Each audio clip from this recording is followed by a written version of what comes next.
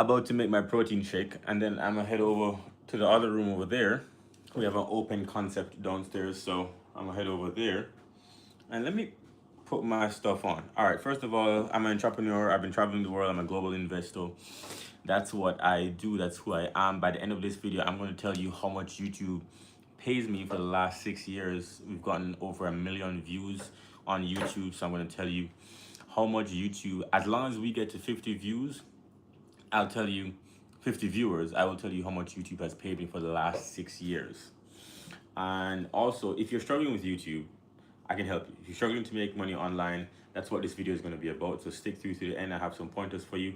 I'm going to show you how I do my entire content so that I can do, like, I think I do like 170 pieces of content across all social media every single week.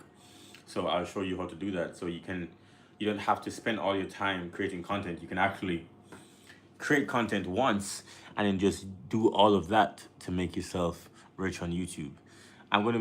Let me make my protein shake and then I can get to better lighting. How you doing, my friend? Tell me, where you watching from? We are live in the middle of the day. We are live. Where you watching from? What's up? What's up? So I'm gonna tell you how much YouTube pays me. Honestly, if you like YouTube, or if you want to be a YouTuber, you're gonna want to stick through to the end. There's also something I learned from Alex Hormozy recently. Supposed to be in class right now, to be honest. Okay. That's so funny. I appreciate you joining me. Rutgers is a nice school, New Jersey. I'm guessing that's the Rutgers you're talking about. So then, Alex Hormozy taught me something. When you start your videos, you ought to do 4 things, but mainly 3 things. You want to do proof, promise, and positioning, and then you can do pain if you want to. But proof, promise, positioning. It's a very interesting way to start your videos. And so that's actually where I want you to starting your videos. If you're on YouTube, this is how your first 4 to 6 sentences should answer the questions. What are you promising? I'm making my protein shake. You like my Spider-Man action figure, by the way? Spider-Man is my favorite superhero. So I'll put that there while I make my protein shake. If you want to go viral and you want to actually have people watch your videos, you have to promise them something by the end, right? To make money on YouTube, you don't need an immense amount of views and subscribers. No, which I will prove by the end of this live, right? So stick through to the end. As soon as we get to 50 views, I will tell you how much YouTube has paid me for the last 6 years. I've gone to 1 million views on this channel, so I'm going to answer that question. But you don't need 1 million subscribers. There are people making a bank with only 2,000 or 3,000 subscribers. You don't need a lot of subscribers, and I'll show you how. So Alex Hormozy taught me this, right?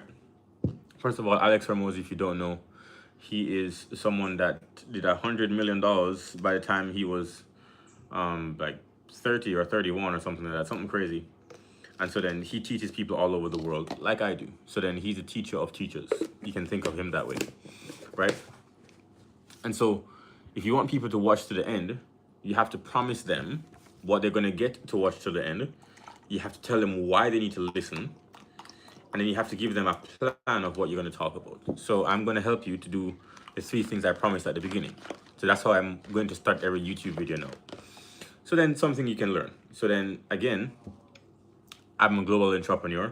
I travel the world. I've been retired since my early 20s. I have over $15 million in real estate now.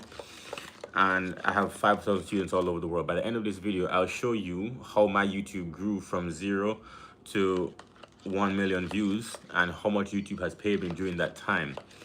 And I'm also going to give you some pointers, some step-by-step layout by the end of this video.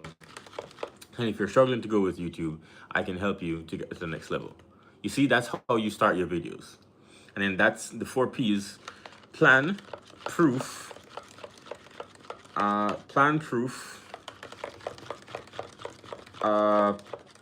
promise, and pain, right? So that's the 4 P's. If you start every YouTube video this way, you are going to get higher view retention on your videos. Does that make sense? I'm giving you that for free because I learned it. So I want you to actually start right away with understanding how to make more from YouTube. Cool? Cool. Approximately how much money should you already have? It's an interesting question. What do you mean by that? How much money should I already have for what? To do YouTube? You can start for free. You have an iPhone. So if you have an iPhone right now, you're watching this from an iPhone, that's all you need. Start with an iPhone. Okay, I'm making my protein shake. I need you guys to press this button right here. Any reaction will do. 100, the fire emoji, the heart sign, doesn't matter. The reason why is that every time that you click that, it sends the video to more people. And once we get to 50, I will show you how much YouTube has been paying me for the last 6 years. I've gotten 1 million views so far, and I will tell you how much that's worth. But we need 50 viewers in here, so spam that button so that we can get to 50. Okay, and I'm answering questions in the chat as well. As you can see, I am not AI, I am very real, and I'm making my protein shake before I go to the gym. This is my last gym workout before the weekend hits, so we're going to make sure we have good protein before we get to the gym. Okay, so then here's how you need to think about YouTube. YouTube is TV, right? Don't use YouTube to sell your product. Instead, talk about things that you are interested in and have people follow along week by week in the things that you are interested in. Look at a TV show like Kim Kardashian or Keeping Up with the Kardashians. Do you know why it's called Keeping Up with the Kardashians? Because there's drama. And I talk about this often because you really want to create something that people want to keep up with. Right? People want to follow your journey, follow your story. That's why this channel is called Kadeem Rich Journey. Notice it's a journey, right? It's not, retired life or whatever. It's, it's a journey. So it's the reason why you call it a journey is because people are following what you're doing. Week by week, you have something new that's going on with your life. There are different... I don't like how Spider-Man is not looking at you guys. It's me and Spider-Man. You see how Spider-Man has his chest built? That's what's up. Okay, cool. Hold on. Let's fix Spider-Man. Hold on. Make sure Spider-Man is all good. Okay, I think he's good. Okay, cool. So as I was saying, you want to have people follow your story, right? It's very important that people follow your characters. They have something to keep up with week by week. This is how you create a channel. That's why it's called a channel. You have different shows, you have different characters, but at the end of the day, you are creating something that people can follow along with. Does that make sense? Cool, that's the first thing. Second, this is how you go viral on social media. If you are creating, let's say you create 2 or 3 long forms, right? For most people, if you can create, 2 or 3 long form videos a week, that's pretty standard. If you can do 1 every day, that's great.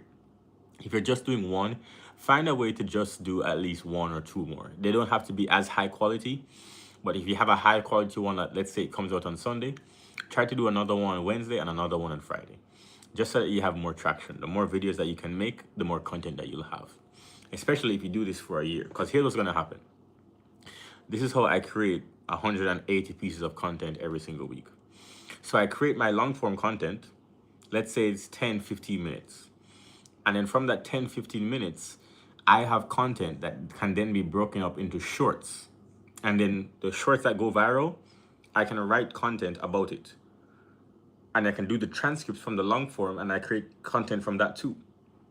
But in reverse, all of the ideas that I have on social media, I put them on social media, let's say on the Threads or Facebook. And then the ideas that go viral, I turn those into long form. And then those become shorts as well. You can see it becomes a cycle. So it's long forms, becomes shorts, becomes text or tweets, right? You can use Threads, but becomes tweets. And tweets become long forms and it goes in a cycle. And this is a never ending cycle because you can create all of these at any given moment. And that's how I produce literally dozens of pieces of content every single day and every single week. Do I think I hook people in? Hold on, let me read this comment, guys.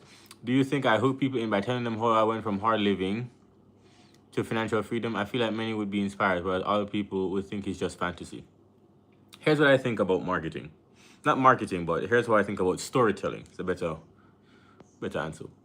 Storytelling always has to start in a normal world.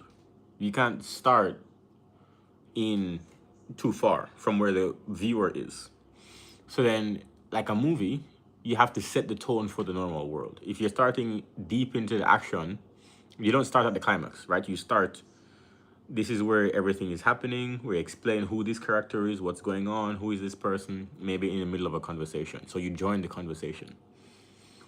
Me telling you closer to where my viewer might be is a great thing for the viewer because they can see themselves in what I'm talking about. If I start talking about, yeah, I haven't worked a job for the last, you know, 5 years. I go wherever I want to.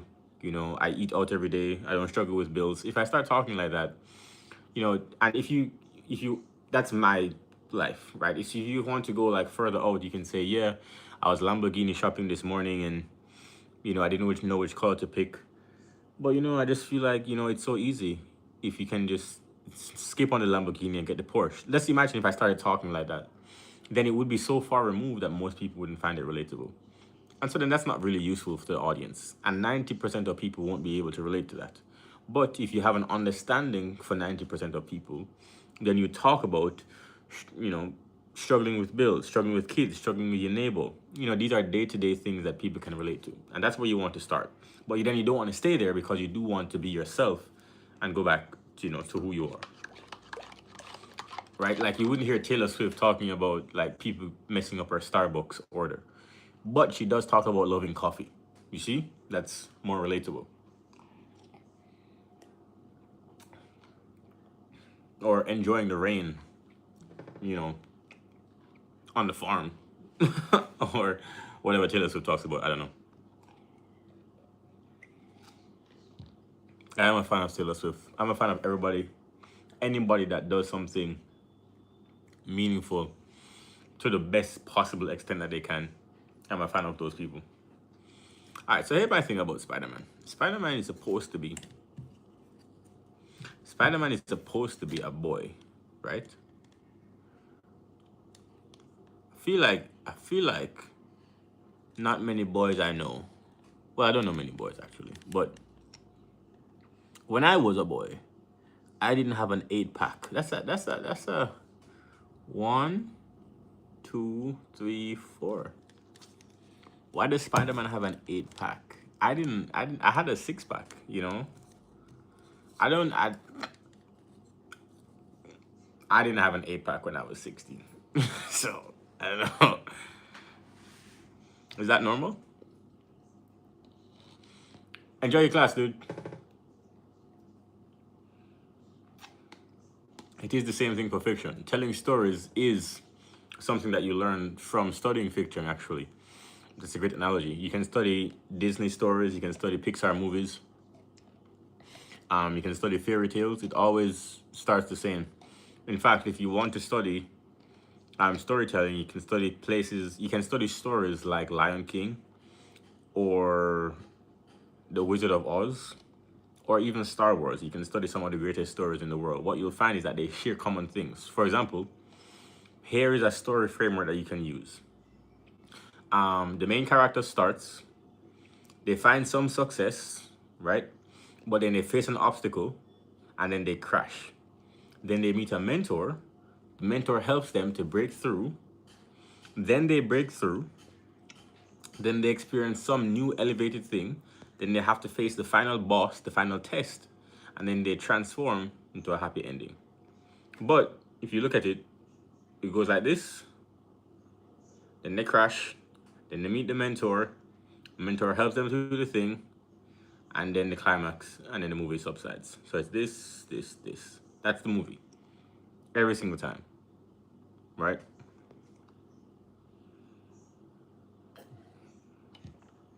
And you can always pretty much tell who the villain is because the villain has to be introduced in the first half an hour of the movie. right? They have to be. And so, if there is nobody else that's introduced in the first half of the movie, then your villain can't come out of nowhere. You see what I'm saying? The villain has to be introduced, the true villain. And that villain is someone that the main character hears about, right? So this is the goal. The goal is to take on the villain and defeat the villain by the end. But they're getting closer, and then they crash, and they realize that they're not ready. And then the strong, wise guide comes in. So this is the Yoda. This is the Rafiki in Lion King. This is the, what do you call that? The monkey, the ape, baboon in Lion King. You always need the guide to come in, right? In Wizard of Oz, I forget who the guide is, but there's always a guide.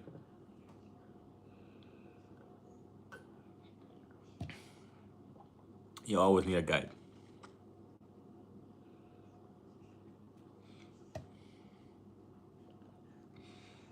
All right, well, that's it. I'm almost finished my protein shake. So I'm going to skedaddle.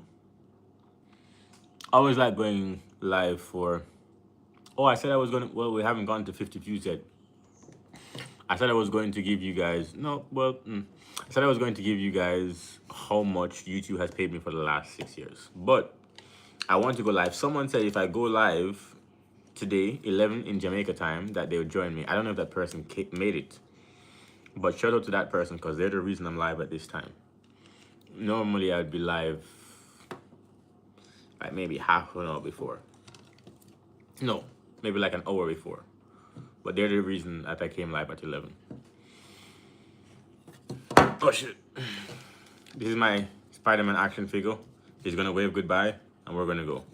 Peace out, guys.